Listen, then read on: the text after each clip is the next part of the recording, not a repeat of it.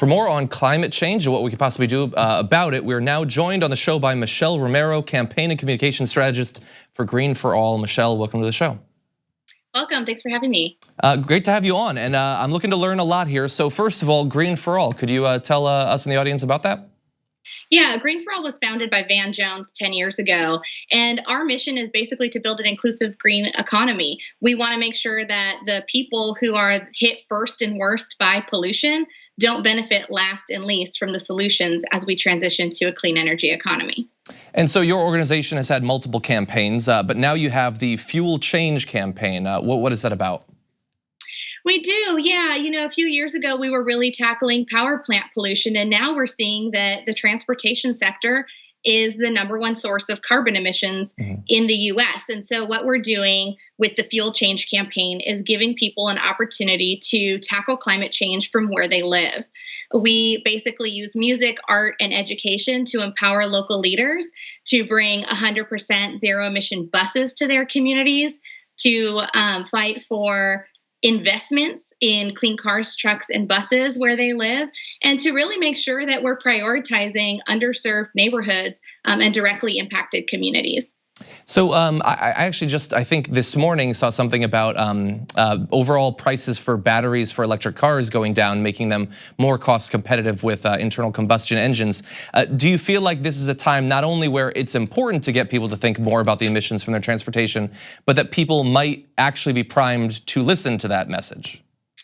Yeah, you know, I mean, I think the thing is, we know that that cars, trucks, and buses are polluting low-income communities and communities of color the most. We know that these things cause asthma, cancer, missed school and work days, depression, you know, all sorts of health and human impacts today, not just 10 years from now, not 20 years from now, not the way that we think about climate change as something happening in the future, but that it's affecting people of color now. And so I think, you know, is there reception to tackling these issues? I think absolutely. I think, though, if we only talk about the climate crisis and what the federal government needs to do, then we're ignoring the fact that all of us really need to play a part, and there's so much that we can do locally and in our own states. Yeah, I'm glad that you brought that up, because we know that not only, so when you talk about climate change and the effects of climate change, obviously that is unequal in the way that it affects different communities, but also more traditional sort of pollution and all that doesn't affect all communities equally. So can you talk a little bit more about what impact there has been that the unequal nature of the damage done by these environmental threats, that certain communities are not talked about when talking about solutions, what damage that's done and how we can help to change the conversation around that? Absolutely.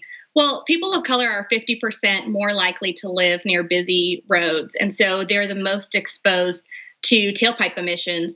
When you think about communities like West Oakland, we're based in Oakland, California. You know, this is a community that's surrounded on all sides by busy freeways and highways. They've got diesel trucks idling through their neighborhoods all day long on the way to the port. And so the health equivalent for kids just playing in their own backyard is like smoking cigarettes all day long. And so that's what we're talking about. And that's, I think, you know, what we're trying to tackle here with fighting tailpipe emissions.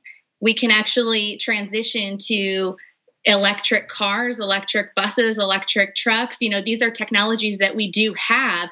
What we need to do now is deploy them, not just in rich, affluent communities where you've got, you know, rich white dudes wanting to drive a Tesla, but in the communities that actually could benefit the most. So overall, with this particular campaign, what would you say is the ultimate goal? What would you consider a success in this area?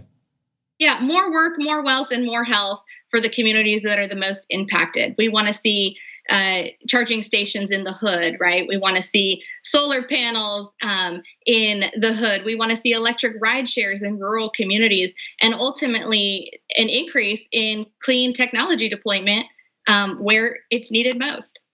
I know that with the Green New Deal being one of the big topics of conversation politically across the country as we enter into this Democratic primary, are you confident, are you optimistic that not only environmental concerns will make it into questions in the debates, but also that the concerns of some of these underserved communities will finally be addressed on the national stage? Yeah, you know what I love about the Green New Deal is that for once it tackles not just the climate question, but the economic question and the justice question. It lays out a vision for an inclusive green economy that doesn't just solve the environmental issues, but that also is looking at how do we put people to work? How do we uplift families economically? How do we also tackle the fact that environmental racism is a real thing and make sure that these things help everyone? And so I love that about the Green New Deal, and I hope that we can get to that vision at some point. What worries me about it is that so far it's a conversation that only the left is having. There's no entry point for conservatives, and I think that this is an issue that affects everyone. And if we're going to build an economy for everyone, we need everyone at the table. And so what I hope to see is that the politics aren't so polarizing that we can't get anything real passed in the coming years. So for people watching this show, what can they do to get involved in this? Yeah, well, go to greenforall.org. You can check out this new music video that we created that is featuring Black artists telling the story of the tailpipe emissions where they live. We're hosting watch parties in town halls and communities across the country. If you want to bring one to your area, you can sign up there. And we're providing toolkits and everything you need to get started. So check it out at greenforall.org. Michelle Romero of Green for All, thank you for joining us on the show today. Thanks for having me. Thank you very much for watching this clip from the Damage Report. If you liked it, don't forget to subscribe to this channel and ring the bell on YouTube to get notifications of our new videos. And of course, you can catch the full Damage Report live every weekday at 1 p.m. Eastern, 10 a.m. Pacific on TYT Network on YouTube TV.